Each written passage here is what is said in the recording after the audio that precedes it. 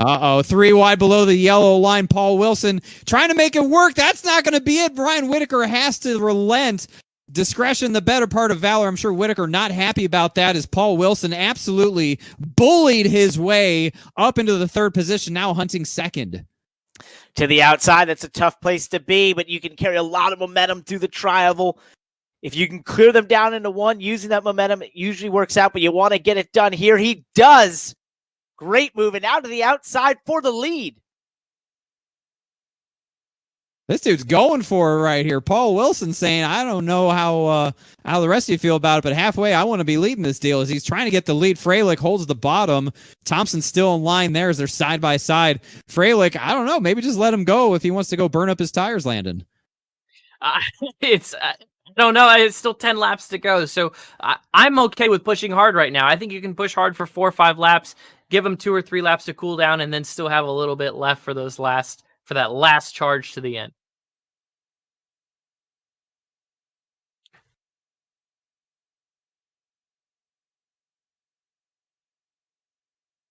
Where it's going to get tough, David. I mean, these when the tires get slick, you can really get someone aero loose on their spoiler. I mean, you see this run that Scott Mayhew has on the 20 of Shane Iliff, and this is for the transfer spot. He can get him really loose if he gets too close to his bumper. And you don't, I mean, it's a good way to pass maybe through the tri-oval right here if you get a run.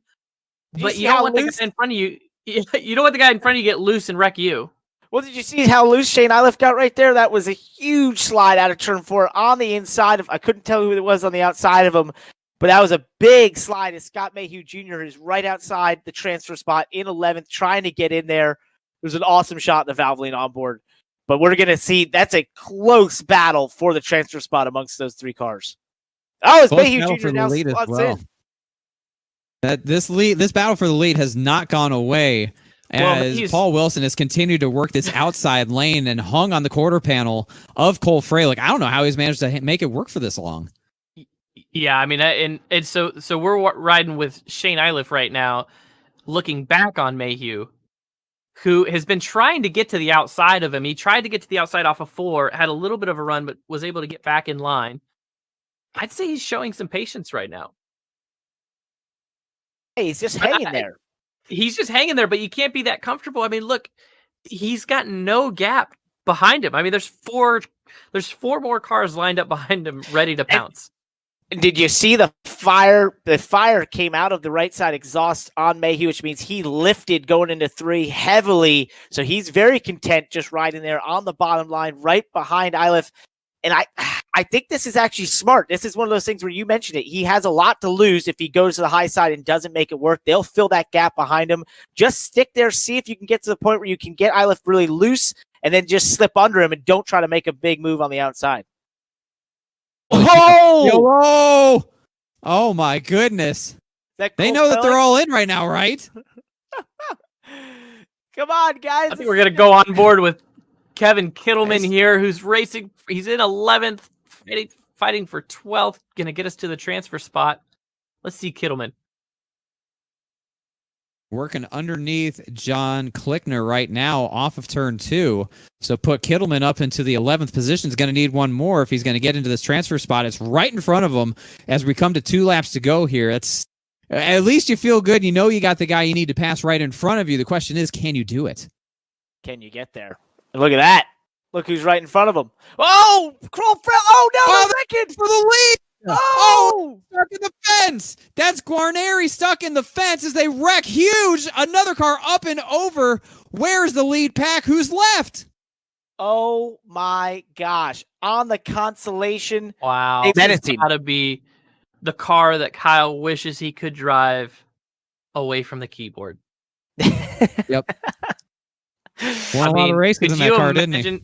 Kyle Busch would be the first driver to get in an unrestricted car at Daytona and go 240 miles an hour. He could handle this thing better than anybody. His throttle control. But let's see. This is his chance to do it in the virtual world. Let's see if he can do it on iRacing. He's a racer. You know, we just want to go fast, right? And most of us, we just want to have that chance. So we look at the front row. Briar Lapat and Byron Daly, who's an engineer at RCR on the 3 Cup car. trying to make his name for himself here in the E-Racer event. Timu Toika there, Christian Sanford in row number 2, Garrett Maines, Justin Knobloch in row 3, Santiago Tiras, Kyle Busch there, rounding out row 4, Jared Ickes, and Chandler Parsons there, lining up P10. Dylan Alt there in 11, somebody to keep an eye on for Super Speedway. We got Justin Malillo, Clint Roberts, Jordan Worth from Bottom Splits here, rolling off from the 15th spot. You mentioned Vicente Salas from Space Station Gaming, rolling off deep in this field in 19th. Got a lot of cars to pass. Carnomaly car, Shane Iliff in the 24th. Cole Freilich and others from that Consi race round out the back portion of this field. Landon, you didn't make it. Didn't make it. I'm going to enjoy watching. If it's anything like the last prelim feature, the top 11 is for all of the money. This is a big one. 40 laps. I mean, you're going to need tires. You're going to need good pit stops. You're going to need to keep it in one piece. Oh, my. Cole Freilich. I've never seen anything like that. Beach. Well, like, our buddy Joshua Mendoza, Race Control, loves to say we should have cleared that with the air traffic controllers at Daytona Beach International Airport because that was big. That was big in the air flying. Oh, man. That was nuts. And it was the most innocent touch that he got, too. Like, he didn't get pounded by somebody. He barely got touched by Scott Mayhew Jr., and it just launched him like a fidget spinner across the track. What a replay and camera work from our crew. Wonderful job, team. So we see pit road. I would imagine 8 laps in, 4 tires for everybody. That's easy. See that one more time. Look at this. Oh, it was man. all good, and then it was, oh my God. And ejected. Goodbye. He's out of here. You're out of here. He said, all right, I'm going to head out. He was called back to his maker. Hey, did any of you guys play Mortal Kombat growing up? Oh, yeah. A little bit. And that makes me, I can't remember what they say, but it's always in that deep voice. It's like, you're done.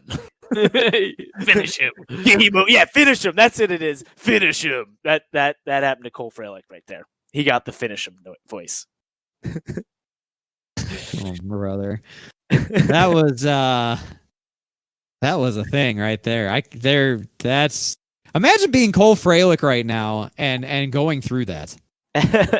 I mean, you make you dizzy, right? So you look at all the carnage on pit road right now. A lot of tore up race cars on pit road. A lot of Kevin Kittleman, and Reed Brandt, Cole Freilich, Jonathan Thompson. Well, he probably had a chance to get going again because there is a reset. You have one reset in this prelim feature, but he blew his engine, was not able to get there, so he had to tow. So he's been on pit road ever since. That is, it's just a double whammy of unfortunate situations.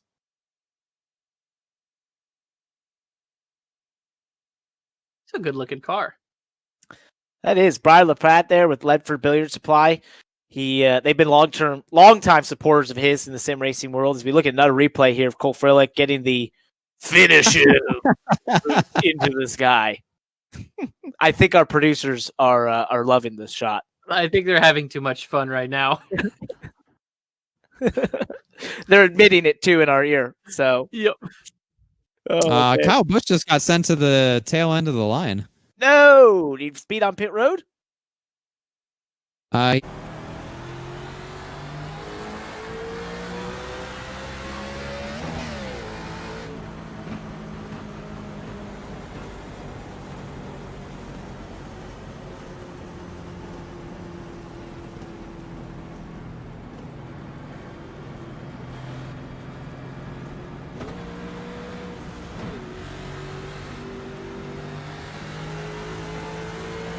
Hey Kyle, did you get speeding on pit road?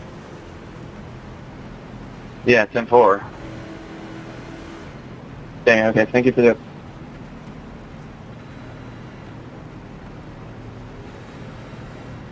I call bullshit, Tower.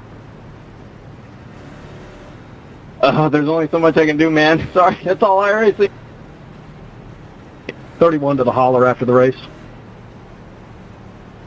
Main shot to the bottom like we saw Austin Dillon in the first duel for the Cup Series at the Daytona 500, shoot off at turn 4 and took the lead.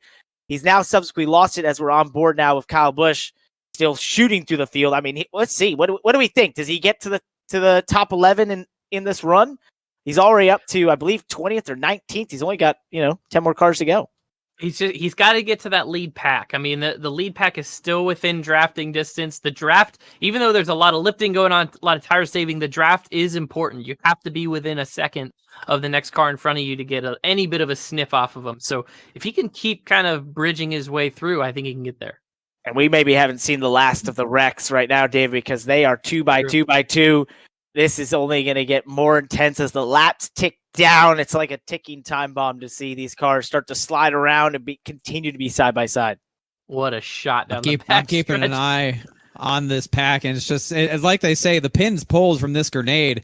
It's just a matter of time until it goes off. The moves that are being made, jumping lanes, bottom to top to bottom, but they're making it work. One car in the fence, that's Derek Chaput, makes it work, holds on to it.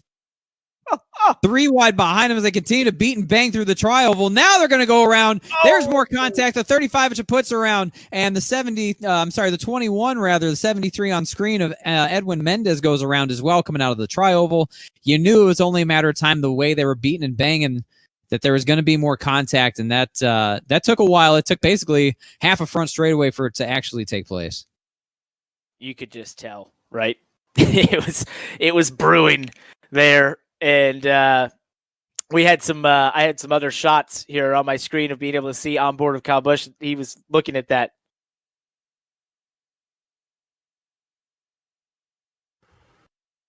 Got some news from Race Control that Cole Freilich, after visiting the moon, seeing the Doji, as Parker would say, wasn't there, just got himself the lucky dog and is back on the lead lap. You're never out of contention in the Carnomaly 500. Let's see this replay from just now. It's just kind of stuck to the wall there, and then 3 wide with Kyle Busch. 3 wide with the 87 to Clint Roberts. That's Clobberts. 4 wide for a moment. It's just not going to work going into turn 1. Yeah, it's like Derek Chaput there tried. He had it. They came close together.